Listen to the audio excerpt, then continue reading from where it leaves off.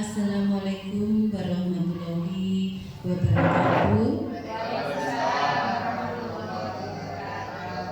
Bismillahirrahmanirrahim. Alhamdulillahirabbil alamin. Assalatu wassalamu ala asrofil anbiya'i wal mursalin wa ala alihi washabihi ajma'in. Amma ba'du. Bapak Ibu yang saya hormati, pada hari ini marilah kita pertama-tama memanjatkan puji syukur kehadirat Tuhan Yang Maha Kuasa, karena atas limpahan rahmat dan karunia-Nya pada pagi yang cerah ini kita masih diberikan kesehatan, kesempatan sehingga kita bisa melaksanakan kegiatan komunitas belajar di lembaga kita dalam keadaan sehat walafiat. Yang kedua, salawat serta salam senantiasa kita tujukan kepada junjungan Nabi besar Muhammad Sallallahu Alaihi Wasallam yang kita nantikan syafaatnya di yaumul qiyamah nanti. Bapak Ibu yang saya hormati, di sini kita akan belajar bersama, atau saya akan mempresentasikan kegiatan komunitas belajar kita. Judulnya adalah aktivasi kegiatan komunitas belajar. Komunitas belajar kita adalah Sekar Melati, mempunyai visi unggul dalam prestasi, berwawasan unta dan iptek secara global, berlandaskan profil pelajar Pancasila yang mulia, baldatun thayyibatun warabun ghafur. Adapun latar belakang dari kegiatan kita pada hari ini adalah yang pertama, karena rapot pendidikan kurang bagus atau rekomendasinya terletak pada kualitas pembelajaran yang perlu diperbaiki, karena di situ guru dalam menggunakan metode kurang sesuai dengan materi pembelajaran. Untuk latar belakang yang kedua, karena kemampuan literasi guru yang kurang, sehingga perlu dianalisis penyebab dan bagaimana mencari solusinya. Adapun tujuan dari aktivasi komunitas belajar kita ada 3. Yang pertama adalah mengaktifkan komunitas belajar untuk memperbaiki rapot pendidikan. Yang kedua, memenuhi rekomendasi dari Kemendikbudristek. Yang ketiga, mengoptimalkan komunitas belajar sebagai solusi perbaikan. RHK yang saya rencanakan adalah aktivasi kegiatan komunitas belajar. Dari RHK tersebut, target perilaku yang saya pilih sebetulnya ada 3 target, namun yang saya pilih adalah 1, kepala sekolah menggunakan data yang relevan untuk mendukung efektivitas komunitas belajar. Data di sini yang dimaksud adalah data dari rapot pendidikan.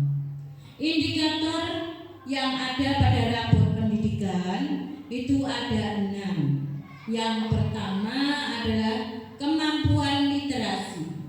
Kategori capaiannya yang baik, namun perlu ditingkatkan dalam kemampuan membaca teks sastra dan informasi.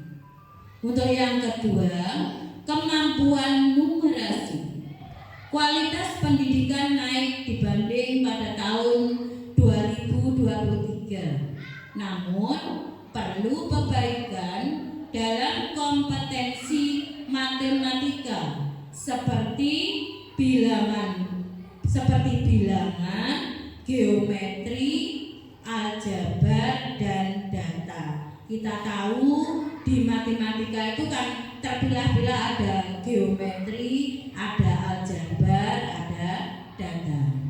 Untuk indikator yang ketiga, karakter. Meskipun pencapaian telah mengalami peningkatan, terdapat indikator yang perlu diperbaiki. Antara lain adalah kemampuan berpikir kritis, kemandirian, keragaman global, dan kreativitas. Indikator yang keempat adalah iklim keamanan satuan pendidikan. Meskipun baik, terjadi penurunan dalam hal pencapaian. Indikator yang perlu diperbaiki termasuk pengalaman kekerasan seksual, pemahaman perundungan, dan kesejahteraan psikologis peserta didik. Yang kelima adalah iklim kebinekaan, kategorinya baik. Sedangkan indikator yang terakhir adalah kualitas pembelajaran, kategorinya sedang namun menurun saat ini. Indikator yang perlu diperbaiki dalam rapot pendidikan yaitu yang pertama adalah kualitas pembelajaran, yang kedua mengenai kemampuan literasi.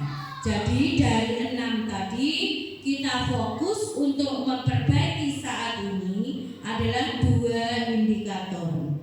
Indikator yang pertama kualitas pembelajaran, yang kedua kemampuan literasi. Untuk memperbaiki kualitas pembelajaran, yang pertama yang kita perbaiki adalah masalah metode pembelajaran. Di sini ada beberapa inspirasi metode pembenahannya, yaitu yang pertama, kepala sekolah dan para pendidik mempelajari metode pembelajaran interaktif sebagai bagian integral dari peningkatan kualitas pembelajaran. Yang kedua, pendidik menerapkan pengetahuan mengenai metode pembelajaran interaktif untuk meningkatkan proses pembelajaran. Yang ketiga, kepala sekolah mendorong perbaikan metode pembelajaran melalui program, kebijakan, dan penganggaran. Mohon maaf, di sini selain guru yang berupaya untuk menerapkan metode yang sesuai dengan pembelajaran, kepala sekolah juga melakukan pendampingan dalam proses pembelajaran.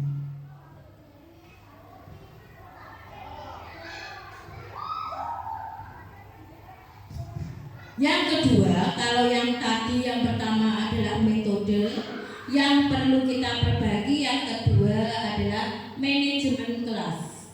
Adapun beberapa inspirasi metode pembenahannya yaitu yang pertama, kepala sekolah dan pendidik mempelajari tentang manajemen kelas sebagai bagian dari kualitas pembelajaran. Yang kedua, pendidik mengembangkan dan mengimplementasikan pengetahuan tentang manajemen kelas guna meningkatkan proses pembelajaran peserta didik. Yang ketiga, kepala sekolah mendorong perbaikan manajemen kelas melalui program, kebijakan, dan penganggaran.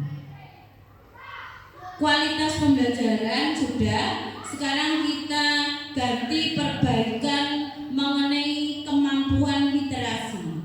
Tadi kan ada 2, kualitas pembelajaran dan literasi. Sekarang literasi, apa yang kita benahi? Yang kita benahi adalah masalah kompetensi membaca teks sastra. Adapun beberapa inspirasi pembenahannya yaitu 1. Kepala sekolah dan para pendidik mempelajari teks sastra sebagai bagian dari kemampuan literasi.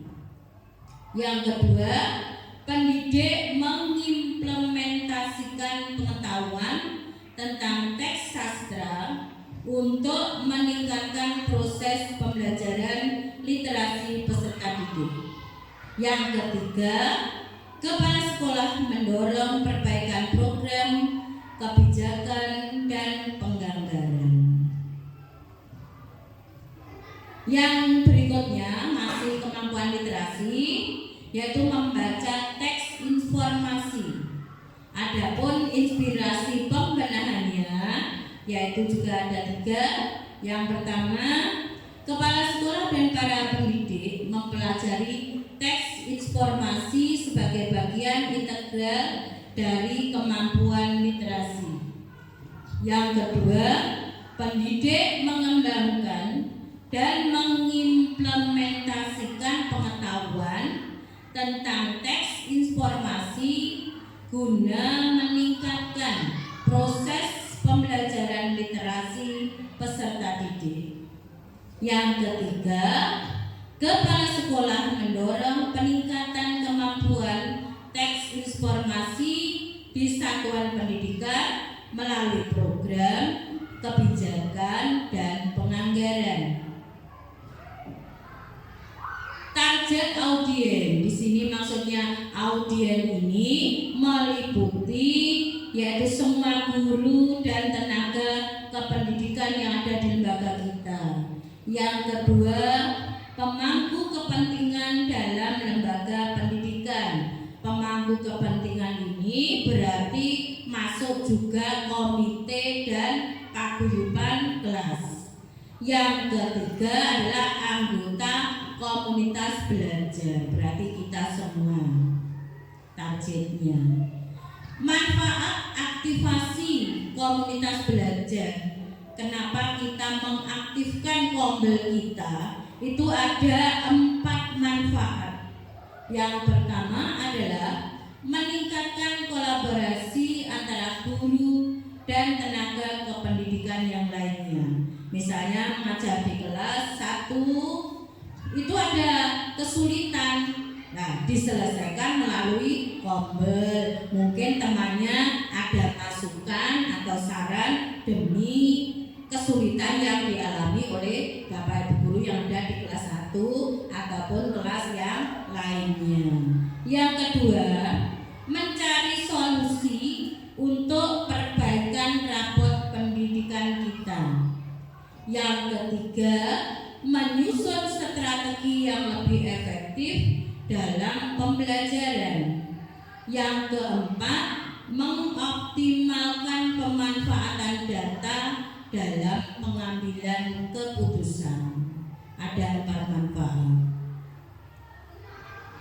Penutup, pada hari ini kita melaksanakan kombel. Aktivitas belajar kita merupakan langkah yang strategis dalam perbaikan rapot pendidikan. Yang kedua, dengan mengaktifkan kombel ini terjadi kolaborasi dan partisipasi aktif semua pihak jika diperlukan. Bapak Ibu, mungkin presentasi saya berkaitan dengan aktivitas komunitas belajar saya akhiri dulu. Mungkin nanti ada beberapa yang belum paham, monggo bisa ditanyakan. Ini semua demi meningkatkan capaian rapot pendidikan yang ada di lembaga kita. Begitu Bapak Ibu, monggo. Sebelum Bapak Ibu bertanya, saya ingin bertanya dulu kepada Ibu kelas 1, Ibu guru kelas 1, ya. Metode apa yang Ibu terapkan untuk anak-anak kelas 1? Terus temanya apa yang jenengan ambil untuk penggunaan metode tersebut? Monggo Ibu kelas 1.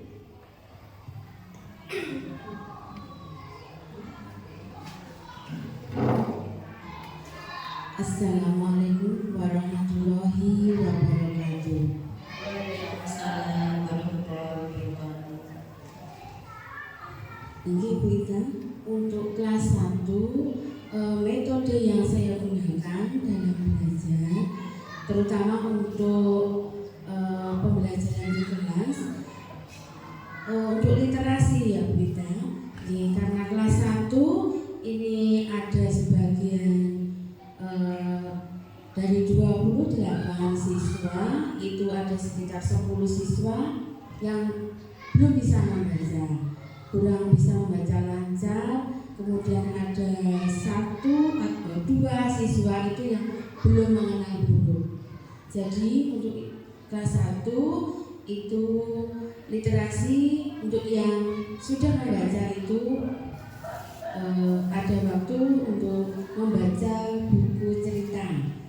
Untuk yang belum bisa itu setiap hari itu ada waktu untuk membaca dengan saya. Dan yang belum bisa itu saya mulai dari ABC dan suku kata. Ini mungkin lebih cepat saya mengenalkan dengan suku kata kita. Itu untuk pembelajaran yang saya gunakan waktu ini adalah bertema kebinekaan. Dari sini untuk yang kelas 1 untuk siswanya itu saya perkenalkan dengan gambar, menggunakan gambar, kemudian menggunakan kartu dengan berisi gambar-gambar tempat ibadah, agama, begitu. Dengan begitu tulisan yang ada di kartu itu anak-anak bisa tertarik untuk belajar membaca. Oh, di tempat ibadah agama Kristen itu tempatnya di gereja, begitu Bunda. Terima kasih. Wassalamualaikum warahmatullahi wabarakatuh. Waalaikumsalam. Demikian Bapak Ibu, pengalaman dari kelas 1 itu tentunya berbeda untuk kelas atas. Tadi saya bisa tangkap bahwa untuk kelas 1 itu selain diberikan tugas untuk membaca, untuk memperbanyak literasi, memang juga harus ada fakta, yaitu berupa gambar dan lain sebagainya. Itu semua untuk meningkatkan literasi anak-anak kelas 1. Karena masuk kelas 1 itu belum semuanya bisa membaca dan menulis. Itu. Terima kasih Bu Erna untuk kelas 1. Semoga dengan demikian, dengan penerapan metode-metode yang panjenengan laksanakan di kelas 1, anak-anak bisa lancar dalam membacanya. Karena kalau lancar membacanya, menerima materi pembelajaran yang berikutnya juga akan mudah. Terima kasih Bu Erna. Saya lanjutkan untuk bertanya kepada guru kelas 6. Terima kasih guru kelas 6, monggo dijelaskan metode apa yang jenengan gunakan agar target pembelajaran itu bisa tercapai secara optimal. Terima kasih Bu Ita atas kesempatannya. Di sini saya sebagai wali kelas 6 akan memaparkan sedikit metode apa yang untuk meningkatkan kemampuan literasi siswa. Ada siswa. Di sini tadi pemaparan Bu Ita sudah sangat jelas untuk kami dalam pembenahan rapor pendidikan kedepannya. Di sini sebagai wali kelas 6 saya menerapkan metode pembelajaran discovery learning, di mana contohnya pada pembelajaran bahasa Indonesia khususnya materi teks pidato. Untuk mengasah literasi siswa itu, saya sebagai wali kelas itu akan menerapkan atau menggali pengetahuan-pengetahuan siswa dengan model pembelajaran discovery learning. Contohnya pada teks pidato itu yang pertama, saya itu menstimulasi siswa dulu. Cara menstimulasi siswanya dengan apa?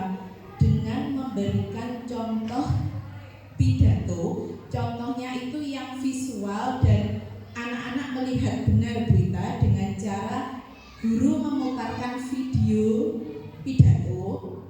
Itu pidato-pidato yang terkenal, bisa contohnya sesuai dengan pembelajaran pidato Bung Karno. Nah, pidato Bung Karno itu saya beri memberikan contoh video pidato Bung Karno yang nanti gunanya untuk menstimulus siswa agar siswa bisa memahami, mendengarkan, terus mengidentifikasi apa yang ada di video itu.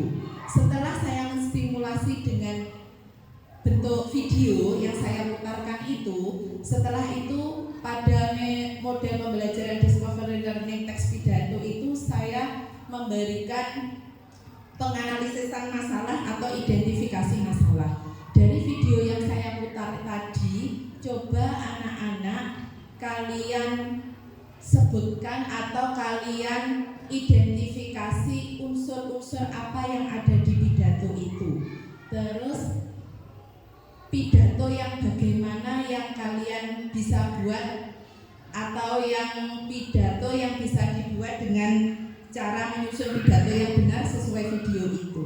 Setelah kami identifikasi masalah bersama-sama, otomatis siswa kemampuan literasinya itu akan tergugah ya, anak-anak akan merasa sekarang kita identifikasi masalah dengan cara melihat video itu. Setelah anak-anak tahu unsur-unsur pidato itu apa, terus bagaimana cara membuat pidato yang benar. Langkah yang ketiga yaitu pengumpulan data. Dari pengumpulan data itu, dari anak-anak yang telah melihat, terus anak-anak telah mempraktekkan, itu otomatis anak-anak itu belajar dengan kemampuan literasi yang benar. Itu berita yang bisa saya sampaikan dengan metode discovery learning pada teks video pembelajaran bahasa Indonesia. Terima kasih. Assalamualaikum warahmatullahi wabarakatuh. Waalaikumsalam. Terima kasih untuk wali kelas 6 bulan. Tentunya dari masing-masing wali kelas itu memiliki metode yang berbeda-beda. Kalau tadi saya dengarkan, saya simpulkan untuk kelas 6 itu dipakai metode discovery learning. Dan di situ juga untuk meningkatkan kemampuan literasi anak, khususnya tentang pidato ya tadi. Memang untuk periode saat ini dalam pembelajaran itu anak-anak harus diberikan suatu contoh nyata dulu. Tadi sudah terbukti contoh nyatanya adalah mendengarkan video pidato. Dari itu anak-anak bisa terinspirasi. Aku golek pidato seperti yang ada di video ini. Jadi tidak hanya teori yang diberikan, namun anak-anak itu juga disuguhkan contoh langsung pidato yang benar. Terima kasih untuk kelas 6 menggunakan metode discovery learning. Untuk berikutnya saya akan mendengarkan cerita pengalaman dari kelas 2. Kelas 2 itu yang digunakan adalah metode apa? Terima kasih waktunya kita. Assalamualaikum warahmatullahi wabarakatuh. Waalaikumsalam warahmatullahi wabarakatuh. Untuk kelas 2 ini karena jumlahnya sangat banyak, dari 37 siswa yang 22 dominan laki-laki, ini saya menerapkan metodenya PBL, Problem Based Learning. Pada materi pendidikan Pancasila ini, saya mencoba, ini anak-anak saya setelkan video. Nah, materinya tentang simbol-simbol dan sila Pancasila.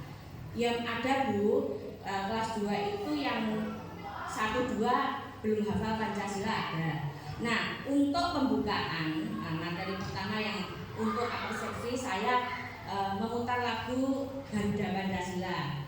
Terus setelah itu anak-anak saya beri stimulus simbol-simbol sila Pancasila. Akhirnya ya kalau hanya cerita teori kan ya tidak anak-anak belum bisa menangkap karena jumlahnya 37 itu. Akhirnya saya buatkan lagu. Lagu itu tentang simbol-simbol sila Pancasila. Nah, dari situ akhirnya kan kadang sila ketiga, keempat, kelima anak-anak belum hafal tuh. Kalau sila 1 jelas bintang, 2 saja kadang anak-anak kadang lupa. Akhirnya saya setelkan lagu tentang lagu-lagu simbol sila Pancasila.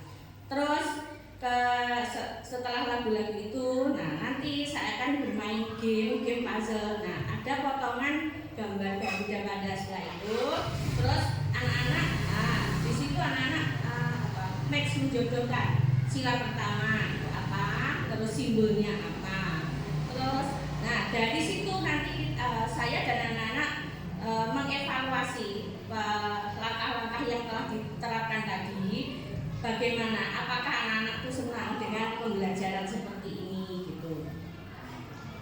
Alhamdulillah anak-anak antusias, dan untuk kelima simbol ini anak-anak sudah bisa menguasai dengan baik. Terima kasih. Itu saja. Wassalamualaikum warahmatullahi wabarakatuh. Terima kasih Bu Eni. Memang kelas 2 itu luar biasa, harus ekstra penanganannya karena dari 37 siswa itu yang 22 adalah laki-laki, dan kita tahu semua keberadaan siswa kelas 2. Monggo Bu Eni menerapkan metode apa saja, yang penting materi yang panjenengan sampaikan ke anak itu bisa nyantol, karena lain daripada yang lain untuk keberadaan siswa kelas 2. Pokoknya jangan hanya teori, semua saya tegaskan, contoh visual nyatanya monggo diberikan, karena dengan demikian anak itu pengingatannya itu tetap ingat, oh yo aku kayak diparingi ini kan malah ingat. Tapi kalau kita hanya ceramah, memang itu masuk telinga kiri, keluar telinga kanan. Bareng orang ngerti opo. Terima kasih upayanya untuk kelas 2. Semoga semuanya bisa berjalan, bisa tercapai tujuan yang panjenengan rencanakan untuk anak-anak kelas 2 ke depannya. Untuk berikutnya, saya ingin mendengarkan dari kelas 5.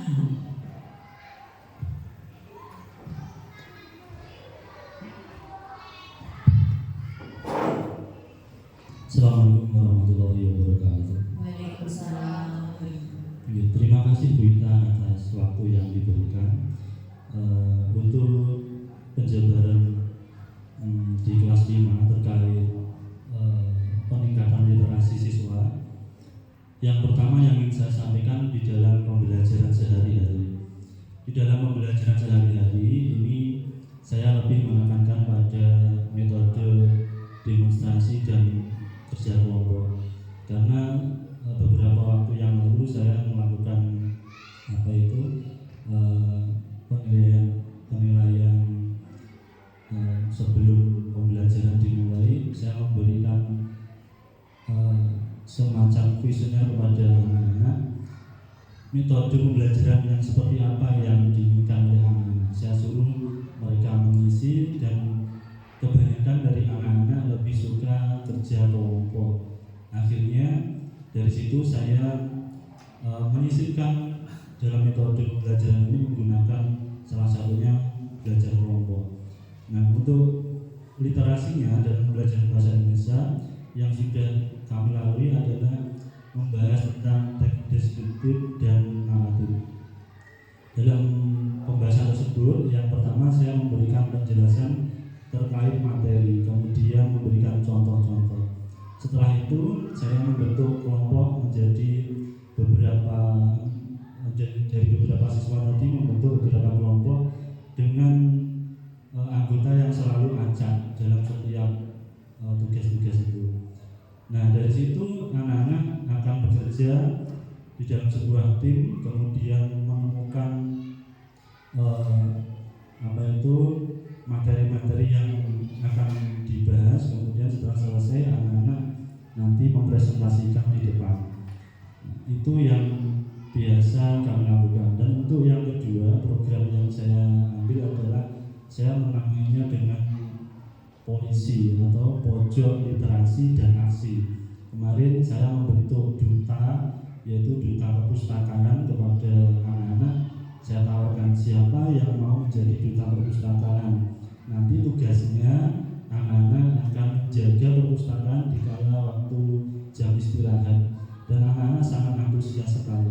Nanti dalam perjalanan program ini gambarannya adalah setiap hari ada siswa dari kelas kami yang akan menunggu perpustakaan, mungkin 3 atau 4 anak secara bergantian. Nah, di sana mereka bisa membaca-baca buku, kemudian boleh memilih buku, dan nanti buku yang mereka anggap menarik akan kami bawa ke kelas dalam ditaruh di pojok baca. Nah, setelah sekitar 2 minggu nanti bisa ditukar lagi dengan buku yang lain di perpustakaan, dan itu insya Allah akan kami lakukan secara rutin. Semoga nanti bisa menambah kemampuan literasi di kelas kami. Itu yang mungkin bisa saya sampaikan. Terima kasih. Terima kasih Pak Edi. Memang untuk pelaksanaan metode itu yang tahu persis adalah guru kelas. Yang penting dalam kompel kita sudah tahu semua bahwa rapot pendidikan kita itu menurun, itu dikarenakan yang pertama kualitas pembelajaran, yang kedua masalah literasi. Dan sudah kita bahas di kompel kualitas pembelajaran terutama pada metode dari Bapak Ibu semua.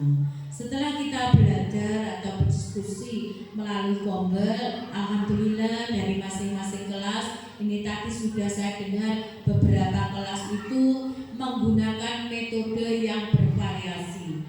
Tujuan utamanya adalah agar anak-anak itu bisa memahami materi yang disampaikan oleh Bapak Ibu gurunya. Memang kelas itu jangan dibuat kudu menenggak. Jadi kelas rame yo ben, pokoknya itu baik, tujuannya baik, kreatif. Jadi penilaian dalam pembelajaran itu, kelasnya meneng, nilainya api. Itu malah tidak seperti itu yang saya harapkan. Jenenge kelasnya mati. Tapi yang saya harapkan anak-anak kreatif, karena sekarang ini pembelajaran itu difokuskan pada anak biar menemukan sendiri. Guru itu tugasnya adalah membimbing, mengarahkan. Terima kasih Pak Edi tadi mengambil metode misalnya kelompok, itu berkelompok. Dengan berkelompok itu anak-anak memiliki jiwa sosial. Jadi berupaya menghargai pendapat temannya. Itu bagus sekali. Itu memang yang perlu kita tanamkan pada anak-anak, bahwa kita itu hidup bukan manusia pribadi, juga makhluk hidup sebagai makhluk sosial yang harus mendengarkan ide pendapat dari teman-teman. Terus tadi ada yang polisi itu ya.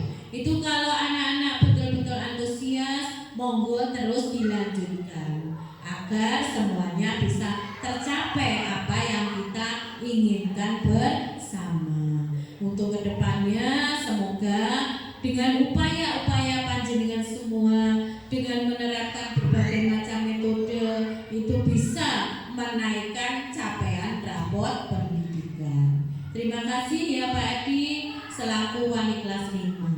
Sekarang saya lanjutkan untuk periode ini untuk guru kelas dulu. Nanti setelah ini guru kelas habis, baru saya tunjuk guru apel, begitu ya. Sekarang gilirannya adalah untuk kelas 5B. Karena kelas 5 kan ada 2 ya. Jadi semua memiliki memiliki upaya mungkin perbedaan metodenya Pak Edi diskusi, dan yang polisi tadi mungkin di kelasnya Bu Ani berbeda lagi. Monggo Bu Ani. Oke, terima kasih Bu Ida. Assalamualaikum warahmatullahi wabarakatuh. Waalaikumsalam. Metode yang saya gunakan di kelas 5B adalah metode bermain. Karena di usia 6 sampai 12 tahun adalah masa yang paling menggembirakan untuk bermain. Sehingga metode ini saya pergunakan di kelas 5B, yaitu pada materi tentang rantai makanan. Saya mengembangkan juga membiasakan siswa untuk mengidentifikasi langsung lewat sebuah aktivitas. Pembelajaran bermain adalah aktivitas yang dipilih sendiri oleh anak karena menurut mereka aktivitas bermain itu sangat menyenangkan. Kemudian melalui bermain anak juga dapat bereksplorasi dan menemukan hal-hal baru. Melalui permainan, anak-anak juga dapat mengembangkan semua potensinya secara optimal, baik potensi fisik maupun mental. Metode bermain pada pembelajaran rantai makanan saya laksanakan di kelas, yaitu saya menyiapkan 5 kartu yang terbuat dari kartu gambar yang terbuat dari karton yang ditempeli gambar berkaitan dengan rantai makanan, yaitu seperti padi, terus tikus, ular, dan belang. Saya menempelkan double tip di kartu gambar tersebut untuk bisa ditempelkan kepada setiap anak. Setiap kelompok saya bagi menjadi terdiri dari 5 orang. Terus berikutnya saya membuat ataupun bisa membuat tali yang digantungkan di leher untuk tahu anak itu berperan sebagai siapa di dalam rantai makanan. Misalnya siswa A ditempeli gambar padi, terus kemudian B gambar tikus, dan seterusnya. Untuk beberapa kelompok itu maju ke depan, membentuk sebuah lingkaran dan membentuk rantai makanan,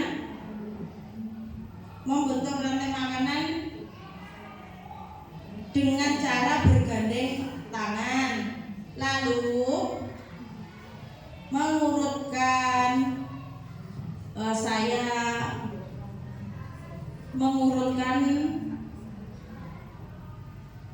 kepada kelompok itu secara cepat-cepatan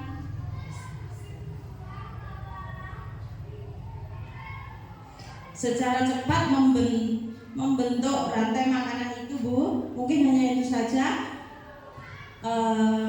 Yang menang membuat lingkaran sesuai rantai makanan yang tercepat itulah yang pemenangnya. Mungkin seperti itu untuk permainan yang ada di kelas, metode dengan cara bermain. Terima kasih. Wassalamualaikum warahmatullahi wabarakatuh. Waalaikumsalam. Nah, berbeda toh dari kelas 5A metodenya ini, kelas 5B itu. Jadi rantai makan ini kan terdiri dari urutan-urutannya. Anak-anak gelis-gelisan sing kelompok mana yang bisa urut sesuai menempatkan diri sesuai dengan rantai makanan yang diterapkan oleh Bu Ani. Terima kasih untuk kelas 5 atau masa SD. Itu adalah masa bermain untuk anak-anak. Jadi pembelajarannya ora oleh tuwek.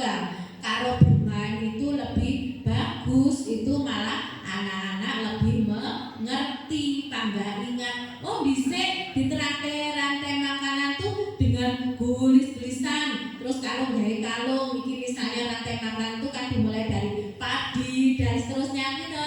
Itu terus apa sing iso membentuk kelompok mana yang baruan itu yang menjadi pemenang. Akhirnya dengan demikian anak-anak kan berlomba-lomba dan materi yang penjenengan sampaikan iso nyantol yang gini anak. Terima kasih untuk Bu Ani ya, metodenya mohon betul-betul diterapkan di kelas nantinya.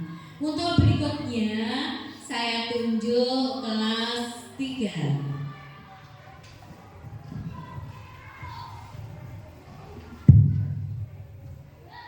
Assalamualaikum warahmatullahi wabarakatuh.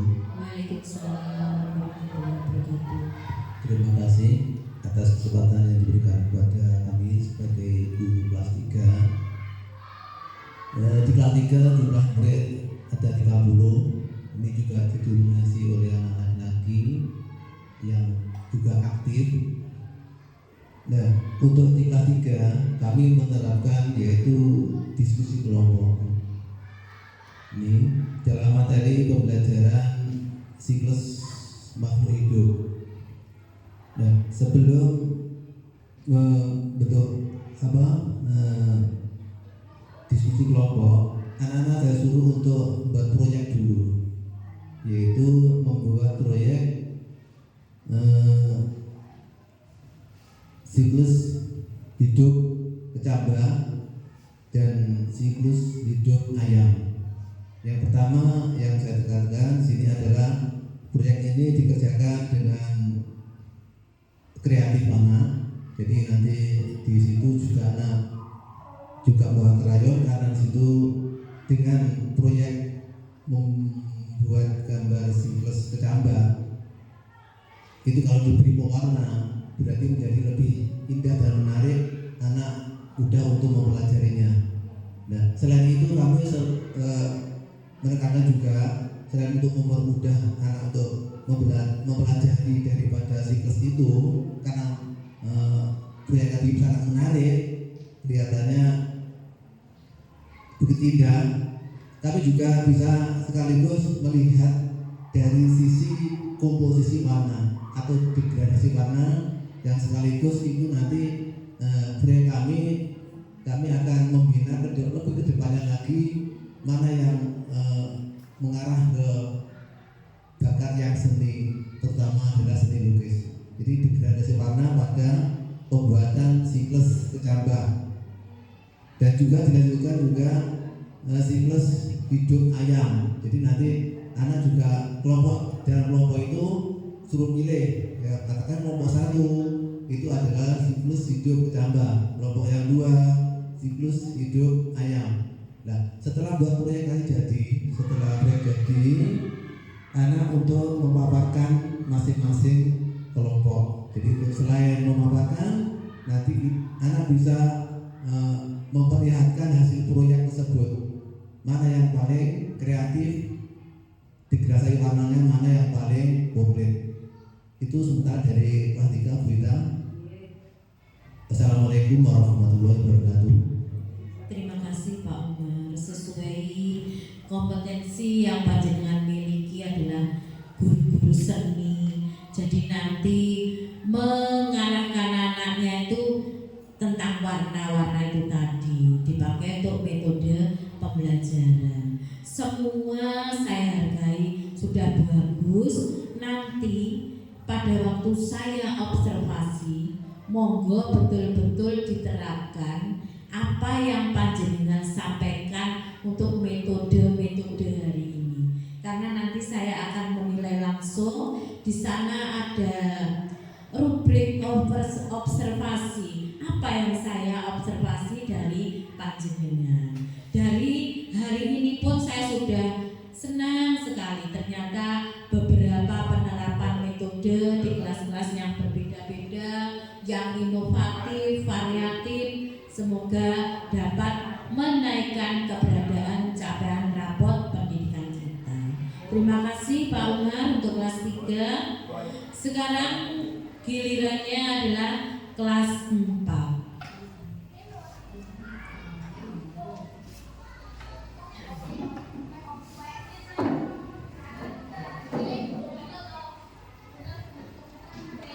Assalamualaikum warahmatullahi wabarakatuh.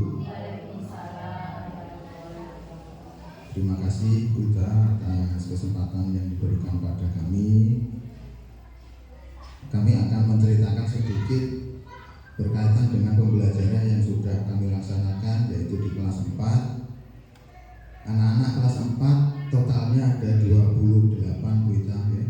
28, mayoritas laki-laki. Dalam pembelajaran yang sudah pernah saya lakukan, yang paling berkesan menurut kami adalah pembelajaran muatan pelajaran PPKN kita. Kemarin itu pada hari Selasa tentang Pancasila Pancasila dan penerapannya dalam kehidupan sehari-hari. Ini sengaja jujur saya tuakan karena saya sering melihat anak-anak itu kaitannya dengan karakter sangat kurang baik seperti itu. Utamanya kelas saya sendiri itu banyak sekali yang masih perlu pembinaan kaitan dengan karakter. Nah, terkait dengan karakter dan materi yang saya sampaikan kemarin, sebelumnya saya berikan asesmen Bu Ita. Jadi saya berikan kuesioner, kira-kira pembelajaran seperti apa yang kalian inginkan, kemudian kondisi atau aturan kelas seperti apa yang kalian inginkan. Saya beri seperti itu tujuannya agar mereka tidak tegang, mereka bisa menikmati, karena dalam prinsip saya anak tidak harus atau wajib bisa, tetapi mereka harus bisa menikmati, enjoy, pasti nanti akan berproses untuk bisa. Nah, dari hasil asesmen itu saya membuat kesimpulan bahwa pembelajaran yang cocok dengan yang diinginkan oleh anak-anak kami adalah pembelajaran dengan strategi kolaboratif kita. Jadi pembuatan tim-tim kecil atau kelompok kecil yang mana nanti akan saling berdiskusi, tidak ada yang pasif, akan saya buat aktif supaya mereka tidak ada yang malu, tidak ada yang takut dan lain sebagainya. Itu yang pertama. Yang kedua, dengan adanya tim itu saya kemarin siapkan berupa video tentang kehidupan atau peristiwa yang terjadi di lingkungan sekitar yang hubungannya dengan Pancasila dan penerapannya dalam kehidupan sehari-hari. Nah, di situ saya tampilkan video. Alhamdulillah anak-anak juga menikmati, enjoy, dan saya mengharap ada proses diskusi dan bernalar kritis di situ kita. Nah, dari proses itu mereka saling berdiskusi, kemudian saya arahkan untuk membuat analisa dan bisa mempresentasikan meskipun per kelompok cuma satu anak, namun itu adalah hasil dari kerjasama kelompok yang telah mereka lakukan.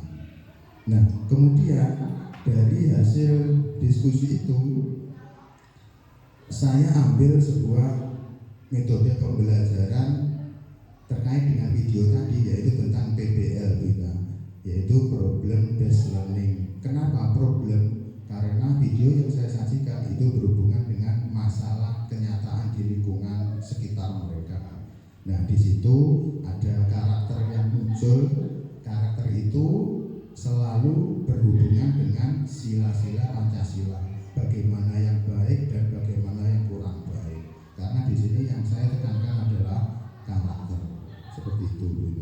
Nah, yang selanjutnya dari hasil analisa video itu tadi, anak-anak mampu mempresentasikan dengan saya bantu melalui bermain peran kita. Jadi kalau video di LCD projector seperti itu, kira-kira yang baik seperti apa sih? Nah, seperti itu. Jadi anak-anak mampu mempraktekkan sendiri berdasarkan analisa dari video yang saya tampilkan. Nah, dari situ saya tumbuhkan bagaimana yang baik yang harus dilaksanakan dan apa hal buruk yang harus dihilangkan, seperti itu.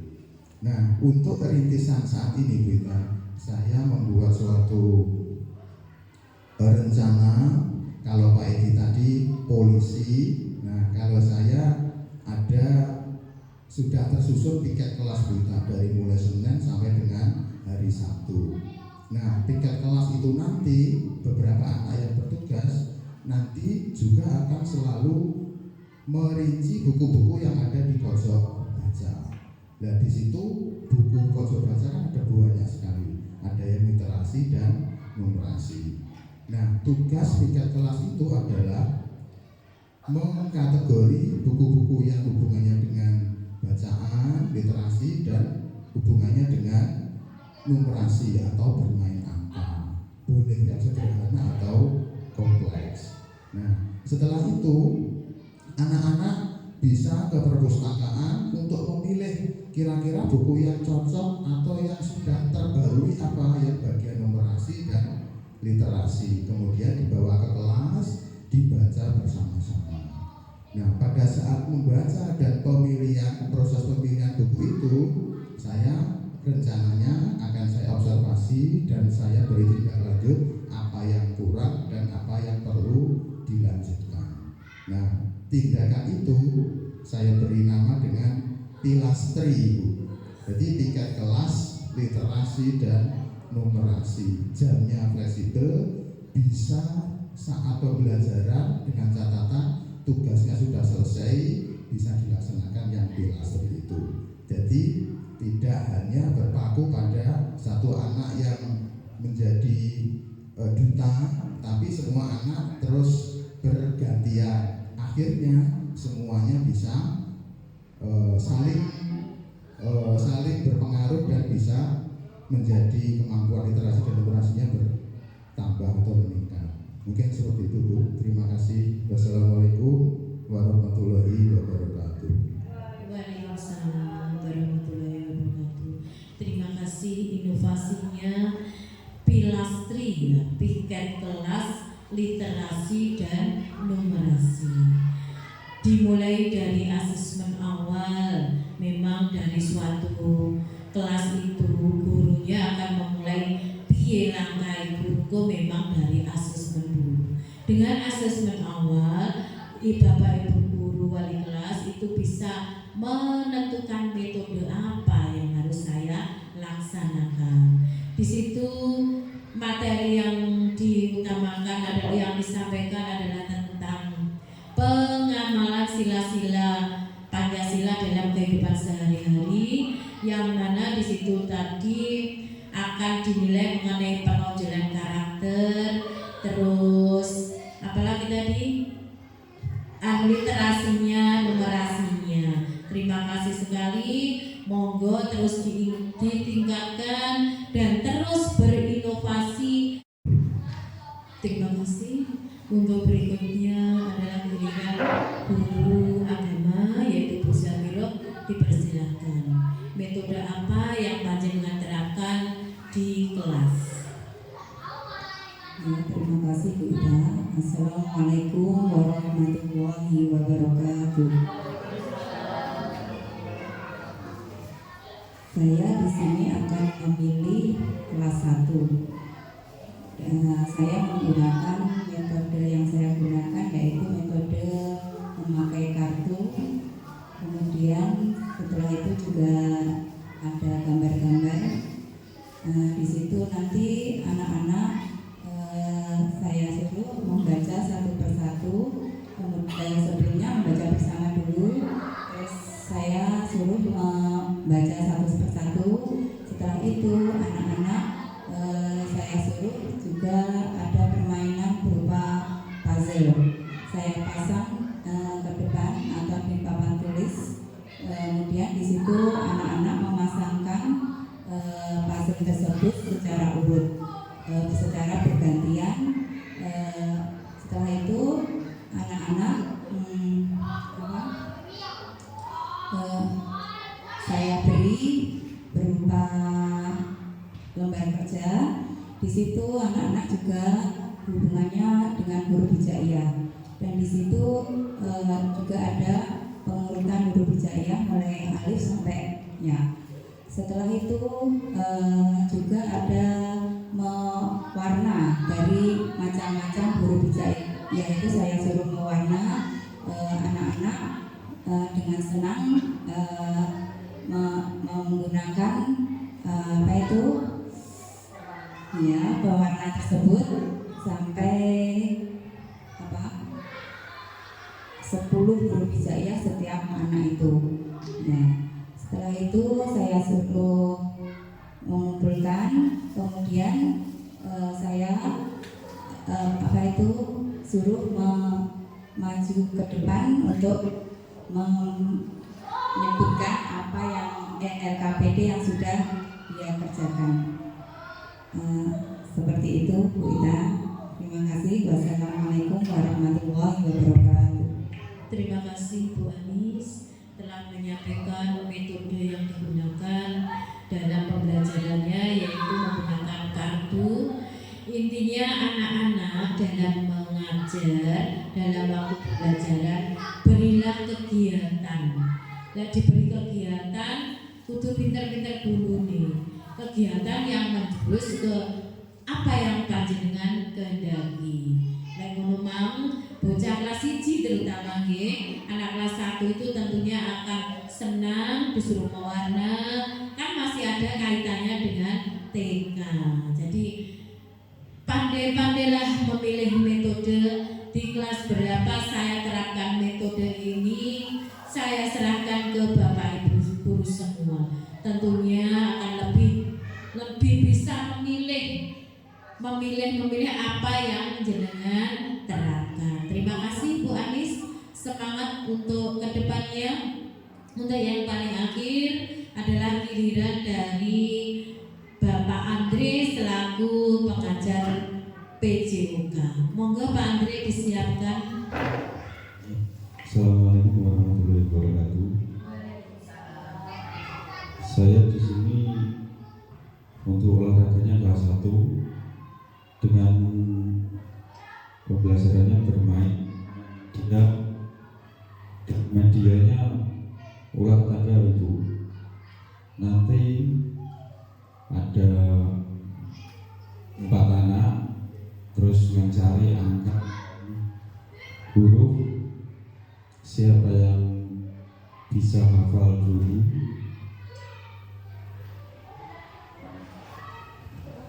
setelah itu bisa juga dengan numerasinya, penjumlahan, mencari 1 tambah 1 berapa, nanti di ular tangganya ada huruf dan angkanya. Setelah itu saya juga menggunakan aplikasinya Wordwall. Anak-anak bisa melihat di proyektor, merangkai kata. Nanti ada gambar seperti bola, ada 1 anak maju, nanti merangkai kata itu gambar seperti apa. Seperti itu Bu. Sekian dari saya. Wassalamualaikum warahmatullahi wabarakatuh. Terima kasih Pak Andre. Memang saya pernah mendengarkan mengajarnya itu dihitung-hitung terus, ayo dicocokkan kamu. Itu saya tahu sendiri. Terima kasih hari ini semua sudah berupaya mengeluarkan pendapat. Terima kasih, saya mohon tepuk tangan.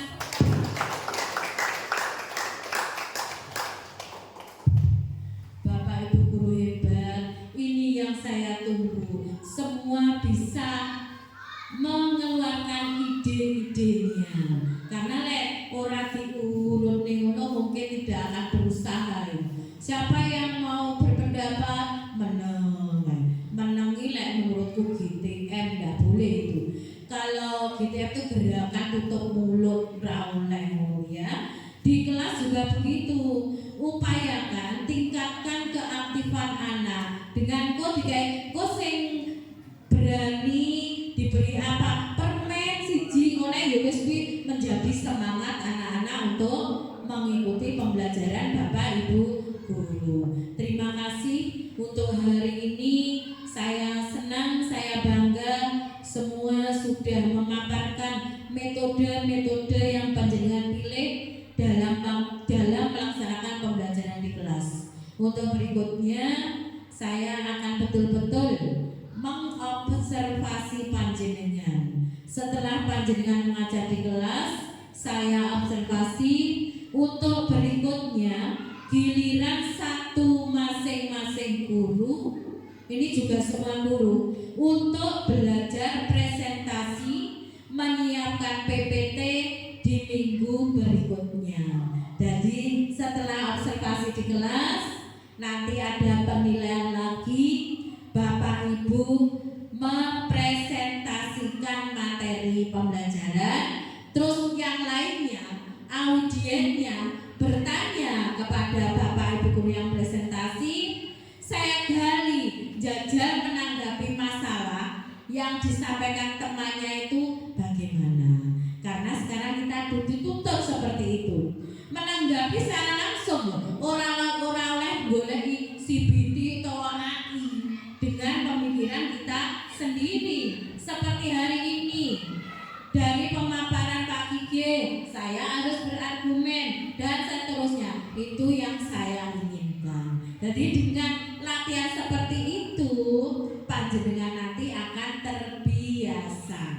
terbiasa mengutarakan pendapat, kreatif, tidak hanya diam saja.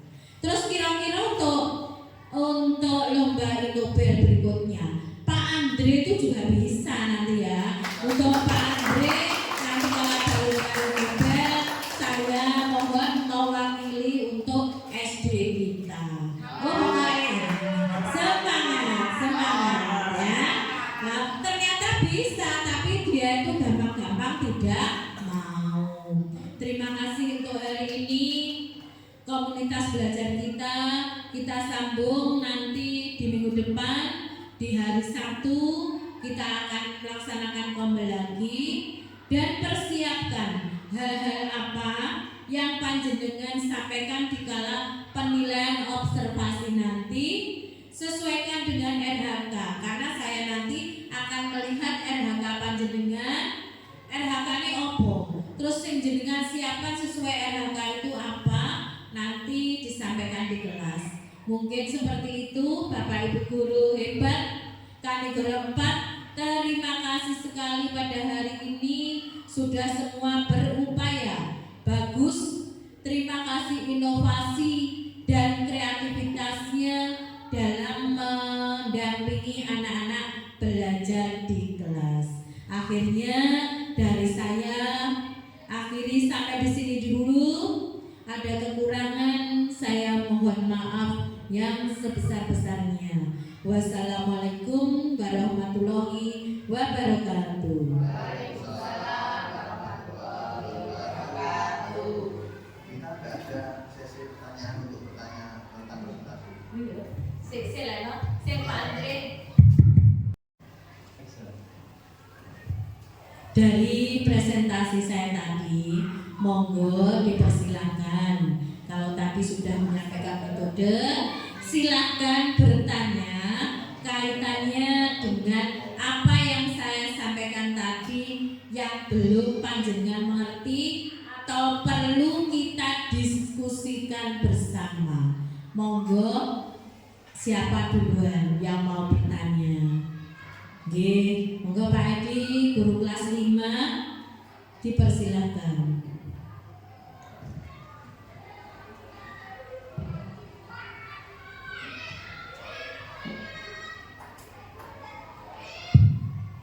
Baik, terima kasih Bu Ita atas waktunya tadi terkait pemaparan sebelumnya mengenai penanganan dalam kemampuan literasi anak-anak atau di sekolah kita terkait tadi ada inspirasi metode perbaikannya. Bukan Bu Kesi.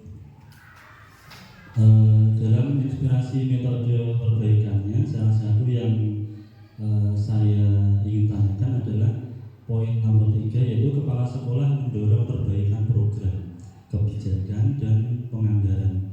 Nah, di dalam mendorong perbaikan program ini kami ingin mengetahui apa yang mungkin langkah Bu Ita akan mengambil dalam perbaikan program ini bagaimana. Begitu Bu Ita, terima kasih. Terima kasih Pak Edi. Berarti panjenengan saya presentasi tadi mengikuti. Lah dengan mengikuti, oh iya aku segera ngerti, aku kudu takon. Terima kasih untuk inspirasi dari kompetensi membaca teks sastra khususnya pada kemampuan literasi. Ada 3 poin. Pak Edi menanyakan untuk yang ketiga, kepala sekolah mendorong perbaikan program, kebijakan, dan penganggaran. Terima kasih. Di sini memang kepala sekolah itu berkewajiban untuk membuat program-program kegiatan yang dilaksanakan di sekolah. Ini memang tugas utama sebagai kepala sekolah.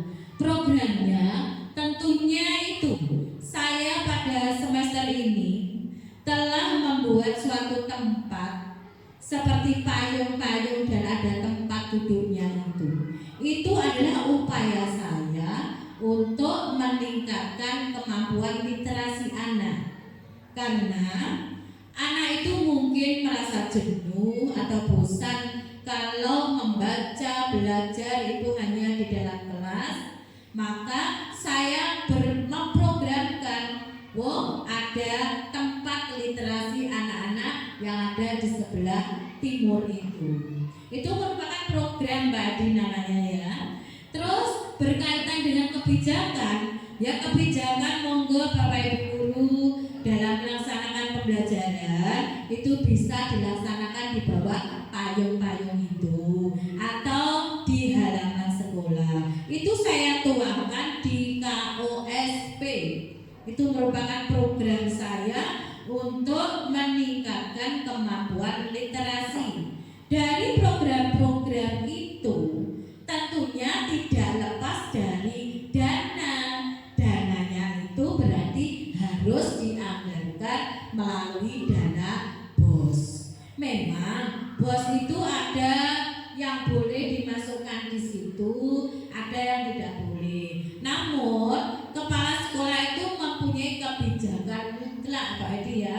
Ini diambilkan dari dana apa itu boleh. Yang penting program saya itu bertujuan untuk meningkatkan kemampuan literasi anak. Selain itu juga di kelas-kelas sudah saya himbau adakan pojok baca.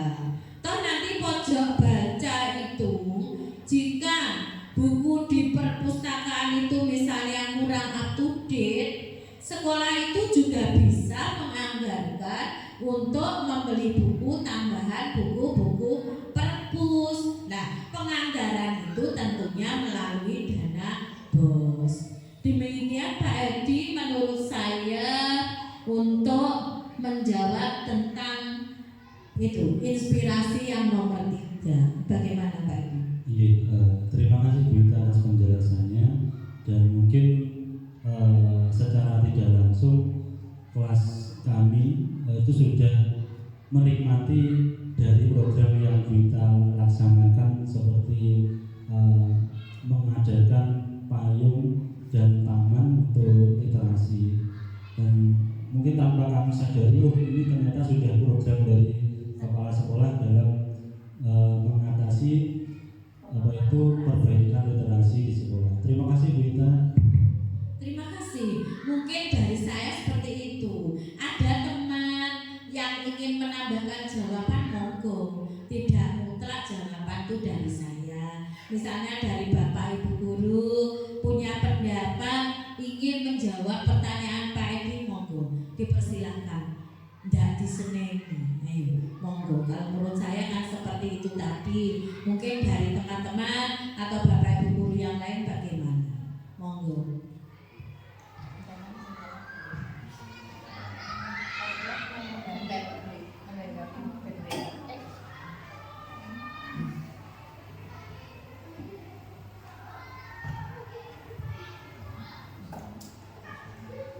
Assalamualaikum warahmatullahi wabarakatuh.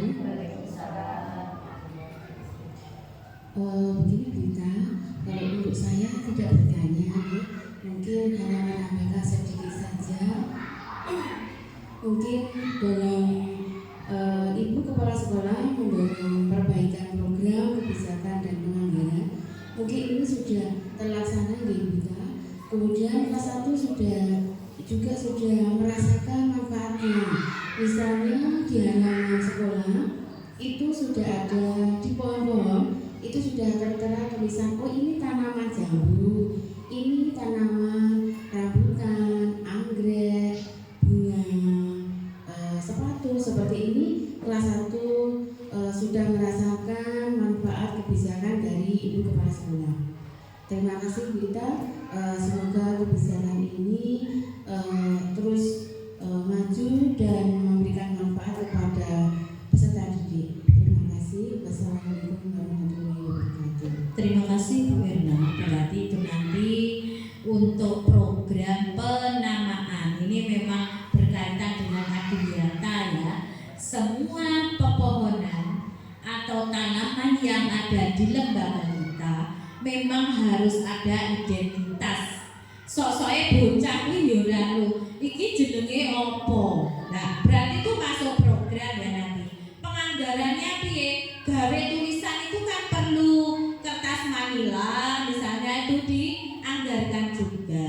Terima enak tambahannya. Mungkin ada yang lain mau menambah, Pak Umar, nggih. Assalamualaikum warahmatullahi wabarakatuh. Menggarisbawahi dari program Adiwiyata penanaman itu, ternyata memang banyak manfaatnya selain penghasil oksigen, kenyamanan untuk belajar, juga sebagai alat peraga langsung di halaman kita. Karena dengan berbagai macam tanaman, maka anak akan mengenal fungsi dari tanaman itu sendiri dan fungsi sebagai obat-obatan, dan juga bisa untuk praktek. Contohnya untuk kipas mungkin untuk siklus atau berkembang biak pada tanaman tersebut bisa kita lihat anak kita bawa keluar, contohnya buah. Jadi buah itu prosesnya mulai dari bunga, dapat rembukan dan seterusnya. Untuk bunga dan seterusnya.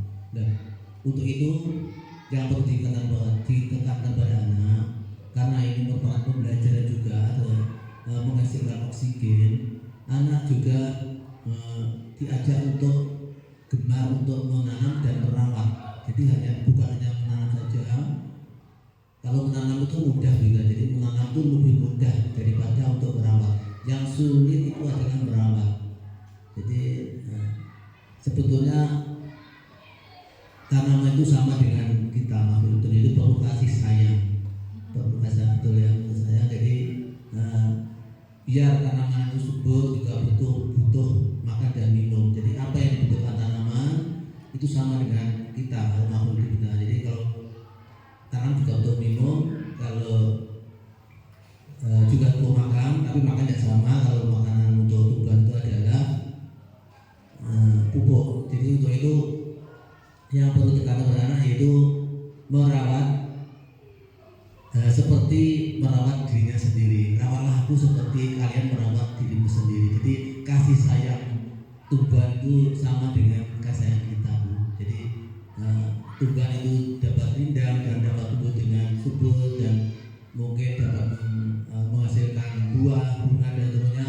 Itu juga ada kasih sayang dari kita. Itu kita dari kami. Assalamualaikum warahmatullahi wabarakatuh. Terima kasih sekali. Memang sangat kaitannya dengan Adiwiyata. Contohnya kembang sepatu. Kalau panjenengan ingin menerangkan ke anak tentang bagian-bagian bunga, garek didone neng jero, iki lo tangkai bunga, ini lo mahkota dan lain sebagainya. Alhamdulillah di sekolah kita itu mengenai tanaman banyak rindang. Jadi programnya adalah program pemberian nama dari masing-masing tanaman dan program perawatannya. Itu memang harus kita pikirkan supaya nanti terwujud sekolah kita yang bersih, indah, asri dan rindang. Dengan keberadaan seperti itu, anak-anak akan nyaman untuk belajar di sekolah kita. Terima kasih masukannya. Saya buka untuk pertanyaan yang kedua berkaitan dengan presentasi saya tadi. Monggo Bu Bulan. Baik Bu, ini sekedar sharing saja nih Bu, sekedar sharing saja terkait perbaikan kemampuan literasi pada kompetensi membaca teks sastra yang sudah dijelaskan beberapa inspirasi metode pembenahannya. Dari menindaklanjuti yang dari Pak Edi tadi kan kepala sekolah mendorong perbaikan program, kebijakan dan penganggaran. Alhamdulillah Ibu Ita sebagai kepala sekolah sudah memberikan program-program yang mendorong perbaikan pada kemampuan literasi dengan tadi payung-payung yang diberikan Bu Ita tadi. Untuk menindaklanjuti dari Pak Edi, program yang dari Pak Edi tadi, polisi, pojok literasi dan aksi. Nah di sini Pak Edi sudah menerapkan pojok literasinya. Nah aksinya yang bagaimana? mungkin di sini saya sharing saja Pak Edi untuk aksinya yang terkait dengan kebijakan dan penganggaran. Mungkin dari literasi-literasi yang telah diberikan oleh guru kelas masing-masing itu nanti anak-anak mendapatkan hasil seperti puisi, seperti teks pidato, seperti yang itu nanti banyak lagi.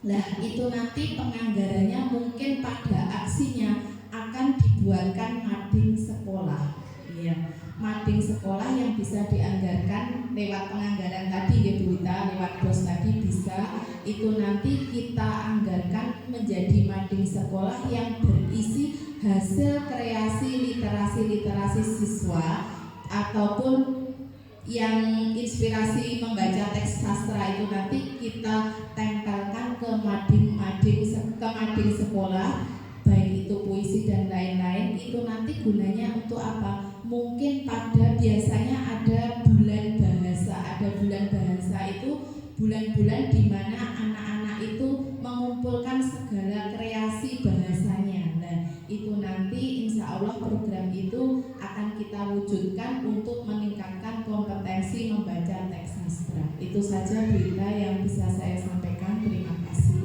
Oke, terima kasih. Tentunya ada kaitan itu enek pojok baca. Terus gua anak-anak malah iso gawe puisi, gawe teks atau mengarang narasi. Itu nanti ditempel di mading. Pengadaan mading nanti akan dibiayai dana bos. Saya kira sangat cocok dan masuk ya Bapak Ibu. Ya. Jadi untuk polisi jangan hanya diterapkan di kelasnya Pak Edi, mungkin di kelas-kelas lain juga begitu. Mungkin namanya yang beda monggo, tapi di kelas lain juga diupayakan. Nanti ada lomba sing puisine uwapi dhewe, ya enggak apa-apa kita itu mengeluarkan sedikit hadiah. Ya sing ora mahal tapi pokoknya bocah dihargai itu loh. Sudah merupakan suatu penyemangat anak-anak untuk lebih giat belajar lagi. Terima kasih Bu Ulan. Jadi sangat cocok sekali dengan adanya pojok baca itu nantinya anak-anak akan menghasilkan suatu karya-karya yang karya nanti akan diletakkan di mading sekolah. Pada bulan bahasa nanti misalnya kita mengadakan lomba, siapa yang lomba membuat puisi. Nah, nanti kita ada tim untuk menyeleksi itu. Dan sekaligus nanti puisi itu anak-anak ditampilkan membacanya itu lebih bagus lagi. Dikembangkan di kelas untuk piye to maca puisi yang betul. Terus untuk program saya hafal penilaian membaca undang-undang dasar itu monggo betul-betul diterapkan. Jangan pilih dari masing-masing kelas tuh yang paling sesuai dengan aturan membaca itu yang mana. Pilih yang terbagus 3 anak. Nanti akan kita apresiasi dikala waktu upacara bendera. Ngoten nggih? Jangan sampaikan cah iki kok ape diparingi hadiah mbonggo ditukoni wafer diadahi kotak wis jenenge hadiah. Pokoknya diberikan anak yang berprestasi, yang lainnya tidak menerima, ini merupakan suatu penghargaan dan akan menjadi penyemangat anak-anak untuk belajar yang lebih giat lagi. Gitu ya. Terus mungkin ada lagi dari kaitannya presentasi saya yang ditanyakan. Nggih, monggo Pak Kike. Assalamualaikum warahmatullahi wabarakatuh. Terima kasih atas waktu yang diberikan pada kami Bu Wita. Mungkin sedikit flashback Bu Wita untuk yang latar belakang yang nomor 2 tadi Bu Wita. Nah di situ tertulis bahwa ada kemampuan literasi guru yang kurang sehingga perlu dianalisis penyebab dan mencari solusinya. Nah, yang ingin kami tanyakan, kira-kira menurut Bu Wita sebagai masukan dari kami, karena sastra di sekolah ini kan sudah lengkap sekali, perpus ada ada banyak buku. Internet juga aksesnya juga sangat lancar sekali. Kami juga membaca di perpus meskipun tidak setiap hari, dan juga sering sekali scroll HP untuk membaca media massa dan berita-berita yang ada di berbagai medsos. Namun kami atau saya yang paling jujur saya akui, kenapa kok kemampuan literasinya masih kurang, sehingga berakibat pada anak-anak yang juga kemampuan literasinya juga kurang juga. Nah, menurut Bita kira-kira apa yang menyebabkan bisa seperti itu, dan kira-kira apa solusi dari Ibu Ita? Demikian, terima kasih. Wassalamualaikum warahmatullahi wabarakatuh. Terima kasih pertanyaan dari Pak Kiki. Kami menulis latar belakangnya itu yang pertama itu rangka pendidikan, yang kedua adalah kemampuan literasi guru yang kurang. Ini saya mengambilnya itu nenggene apa yang perlu dibenahi itu kan kualitas pembelajaran, kaitannya metode dan lain sebagainya.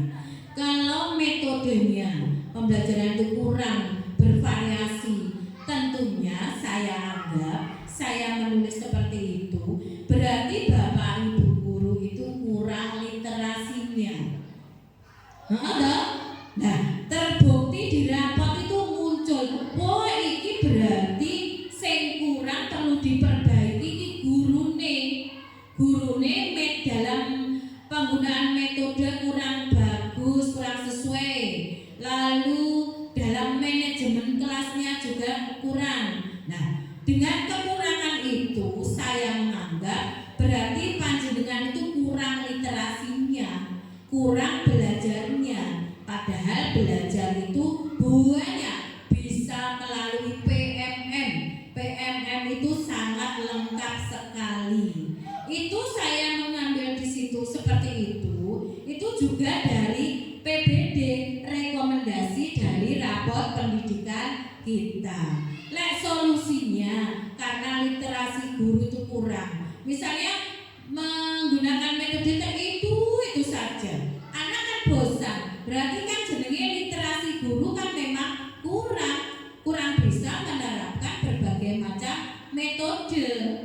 Coba cari di PMM atau lihat di PMM metode apa ya yang ingin saya terapkan untuk menyampaikan masalah perkalian misalnya. Kono wis bisa, tinggal panjenengan itu meramunya bagaimana, mengemasnya bagaimana. Jadi literasi kuwi ora gur teko koncone, tapi ya belajarlah di PMN atau di itu pokoknya internet itu banyak. Jadi sekarang kami mohon aktif-aktiflah atau sering-seringlah pokoknya belajar untuk meningkatkan kemampuan panjenengan untuk menyampaikan materi di kelas. Solusinya berarti itu belajarlah lewat PMN, carilah banyak di internet dan juga melalui Kombel Belajar Sekolah kita. Mungkin seperti itu Pak Kike. Jadi saya menulis gurunya kurang literasinya karena terbukti metodenya itu yang digunakan belum sesuai dengan materi pembelajarannya. Solusinya belajar lewat PMN, lewat komunitas belajar dan lewat internet atau mungkin dari yang lainnya. Seperti itu Kak Kike menurut saya. Terima kasih. Mungkin ada yang ingin menambah atau sudah? Sudah Mas? Sudah. Terima kasih sekali.